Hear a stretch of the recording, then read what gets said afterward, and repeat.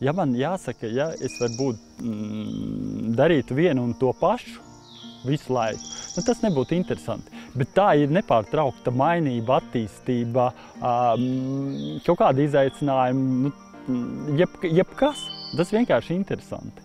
Kad tu pats priekš sevis atklāji kaut ko jaunu, ko tu esi iemācījies vai uzzinājis, tas ir tāds, Pata ir kaut kas ātris, dinamisks, tāds, kas brāžās kā viesulis brīžiem, jo lēnām jau nevar darīt neko, jo tad konkurenti mūs apsteigs. Es nebiju domājis, ka, teiksim, tā meža nozare būs tik dinamiska.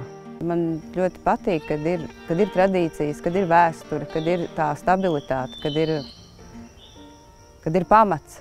Pata man ir, nu, ja tā var teikt, kad ir izaudzinājusi no tādā tikko augstskolu beiguša studenta par profesionāli savā jomā. Es ik pa brīžiem domāju, 23 gadu ātrāk.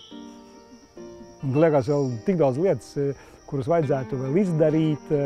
Tāpat kā par Rīgu saka, kad Rīga nekad nav gatava, tad, man liekas, arī Pata nekad īsti nebūs sevi tā kā sasniegusi savā pilnbriedā, jo idejas, cik dzirdams, visu laiku dunu. Tas, kā no maza uzņēmuma, pa ko ir Pata šobrīd kļūst, tas ir apbrīnojami.